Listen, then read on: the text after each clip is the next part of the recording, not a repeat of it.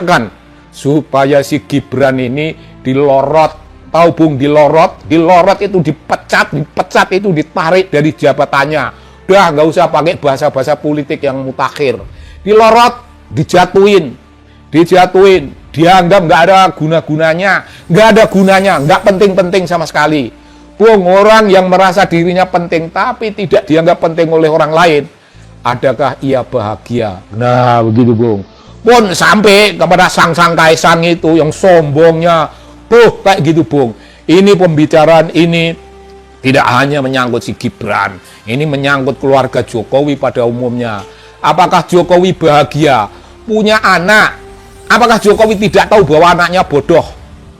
Ya tahulah, anaknya nggak pernah baca, anaknya itu tidak punya buku Bung.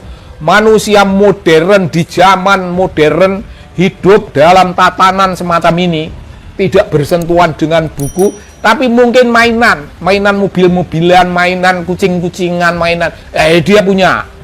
Dan apa yang mau dibanggakan ayahnya tentang anaknya itu? Jam 9 malam sudah pergi tidur itu Bung. Waktu jadi wali kota jam 9 itu sudah tidur. Bung, itu pemimpin blow on seperti apa? Republik kok pernah mengalami nasib seburuk-buruknya memiliki pemimpin yang jam 9 malam sudah tidur. Bung, kalau kau mau tahu, kaum aktivis itu jam 1 malam masih merokok, masih ngopi, masih membicarakan nasib masyarakat yang dibelanya. Kaum aktivis itu boleh jadi tidak tidur pada suatu malam, atau pada suatu malam tidak tidur karena sedang memikirkan kehidupan masyarakat, termasuk kehidupan negaranya. Ya begitu Bung. Apakah orang seperti itu bangga? Oh ya banggalah, bangga mereka dalam peran yang penting begitu. Dan mereka tidak sekedar orang bangga, orang-orang semacam itu orang yang bahagia. Oh, pagi-pagi dia baru pulang dari kegiatan-kegiatan malam, kegiatan-kegiatan membela bangsanya, istrinya menyambut, anaknya menyambut. Dia pergi tidur pagi-pagi, nanti jam-jam 10 baru bangun. Bung, itu bahagia dalam arti sebenarnya. Duitnya nggak ada. Apa namanya? Dia hidup dalam simplemente. Kebutuhan dapurnya, kebutuhan ya seadanya begitu. Tapi itulah bahagia. Bung, menurut ajaran agama, ini ajaran-ajaran yang mulia Bung. Untuk bahagia, orang tidak perlu berusaha dengan membelinya mahal-mahal. Bahagia itu murah Bung. Melek malam memikirkan masyarakatnya dan pagi-pagi baru tidur, itu bahagia. Ya teman-teman, sosok 3 ex-jenderal yang ikut deklarasi GMKR tuntut adili Jokowi dan makzulkan Gibran. Ada ex-Kasal. Nah teman-teman, ya GMKR adalah gerakan merebut kembali kedaulatan rakyat, itu yang namanya GMKR ini gerakan ya merebut kembali kedaulatan rakyat. Dan baru saja teman-teman, hari ini mereka menyampaikan deklarasi, menyampaikan ada 5 tuntutan mereka. Dan salah satu tuntutan mereka meminta ya adili Jokowi dan juga makzulkan Gibran. Itu adalah salah satu tuntutan yang mereka sampaikan, sehingga mereka mendesak Prabowo Subianto supaya ya mengabulkan gugatan atau tuntutan mereka tersebut.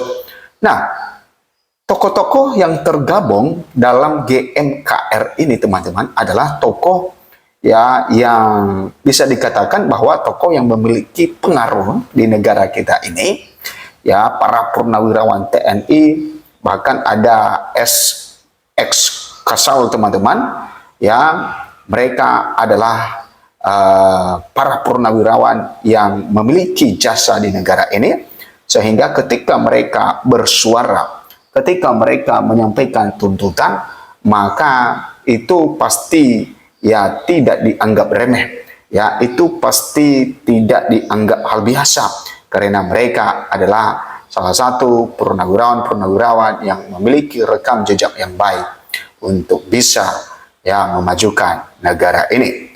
Nah, mereka menganggap bahwa menduga dan mereka mengatakan bahwa ya terjadi ya darurat ya terhadap Republik Indonesia, sehingga mereka meminta supaya Jokowi dan juga Gibran dimakzulkan. Nah, kita lihat teman-teman, ada 3 ya sosok ex jenderal ini, ya ada ex Kasal teman-teman. Nah, inilah sosok 3 mantan perwira tinggi TNI Polri yang menghadiri deklarasi Akbar. Nah, ternyata perwira tinggi, sosok mantan perwira tinggi TNI Polri, bukan hanya TNI tetapi juga Polri. Dan salah satu yang mereka desak adalah tentang reformasi kepolisian. Oke. Gerakan merebut kembali kedaulatan rakyat ini disingkat GMKR di Gedung Juang 45. Mereka adalah mantan Kepala Staf Angkatan Laut Laksamana TNI Purnawirawan Slamet Subianto. Ya, artinya bahwa mantan Kepala Staf Angkatan Laut, teman-teman. Kemudian mantan Wakapolri, ya, mantan wakil Polri, ya wakil ya Kapolri, Komjen Pol Purn Ugroseno, dan juru bicara Forum Purnawirawan Prajurit TNI FPP TNI Laksamana TNI ya Muryono Aladin. Nah, ini adalah orang-orang ya atau mantan ya jenderal yang mendesak ya bagaimana dengan Jokowi diadili dan juga Gibran dimakzulkan. Sementara Presidium GMKR Majen TNI Purn Sunarko memimpin langsung deklarasi. Nah, yang memimpin deklarasi adalah Majen TNI Purnawirawan Sunarko. Nah, apa yang mereka deklarasikan di sana, teman-teman? Nah, kita lihat dalam deklarasi tersebut, teman-teman, bahwa GMKR secara tegas menyatakan Indonesia saat ini sedang berada dalam kondisi darurat kedaulatan, ya, akibat dari cengkraman oligarki yang dinilai menguat sejak era kepemimpinan Presiden ke-7 Joko Widodo. Nah, katanya bahwa ya terjadi ya kondisi darurat kedaulatan. Nah, akibatnya adalah cengkraman oligarki pada zaman kepemimpinan era Jokowi, katanya. Kemudian dalam pidatonya mantan Danjen Kopassus Sunarko menyebut bahwa penguasaan oligarki ini mencapai puncaknya pada era rezim Joko Widodo. Nah, disitulah puncaknya, teman-teman, katanya di era ya pemerintahan Jokowi, ya kata Sunarko, dan menuntut pemerintah saat ini di bawah Presiden Prabowo Subianto untuk melakukan koreksi total. Nah, mereka menyampaikan tuntutan ini ternyata kepada kepada Pak Prabowo Subianto, ya, supaya melakukan koreksi total. Nah, dalam kesempatan itu GMKR merilis 5 tuntutan utama yang disebut sebagai tuntutan rakyat. Berikut 5 poin tuntutan GMKR. 1. Ajak rakyat bersatu merebut kembali kedaulatan dari kekuasaan oligarki. Nah, yang kedua adalah pertanggungjawaban pejabat, meminta tanggung jawab semua pihak yang menyerahkan kedaulatan kepada oligarki. Yang ketiga adalah menuntut politisi dan aparat berhenti menjadi pelindung dan kaki tangan oligarki. 4. Mendesak Presiden Prabowo membersihkan pemerintahannya dari unsur-unsur pelindung oligarki.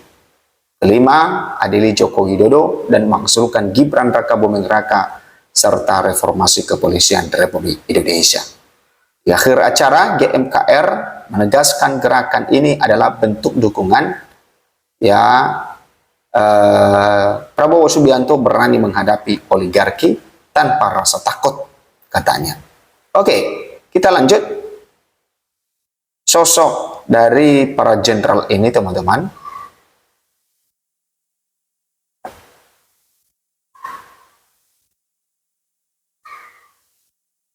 Nah, di sini dikatakan bahwa Slamet Subianto adalah mantan Kasal pada era Presiden ke-6 Susilo Bambang Yudhoyono SBY. Ya, ia lahir pada tahun 1951 dan saat ini telah berusia 73 tahun. Purnawirawan TNI Jenderal Bintang 4 ini tercatat aktif menjabat sebagai Kasal pada tahun 2005 hingga 2007. Slamet memiliki rekam jejak karir yang cemerlang di TNI Angkatan Laut. Ia merupakan lulusan Akademi Angkatan Laut AAL tahun 1973. Berbagai jabatan strategis di TNI Angkatan Laut juga sudah pernah ia emban. Ya, dikutip dari Wikipedia, Slamet Subianto tercatat pernah menjabat sebagai Kasinavi KRI Tamrin 1974 dan Kadep Navop KRI Rakata 1980. Selain itu, ia juga sempat menduduki posisi jabatan sebagai Komandan KRI Pulau Ratewo dan Komandan KRI Mongin Sidi. Karir Slamet makin moncor setelah ia didapuk menjadi Kasiling Statra Dik Seskol pada 1991. Pada 2000, Slamet dipercaya untuk mengisi kursi jabatan sebagai Wasrenom TNI. Tak lama setelah itu, ia diutus untuk menduduki posisi jabatan sebagai Asrenom Panglima TNI. Pada tahun 2003, Slamet Subianto kemudian ditugaskan untuk mengemban jabatan sebagai Panglima Tim. Di tahun yang sama, ia lalu dimutasi menjadi Wagub Lemhanas. Baru setelah itu, Slamet Subianto diangkat sebagai Kasal pada tahun 2005. Nah, itu teman-teman tentang rekam jejak dari para purnawirawan yang tergabung dalam KM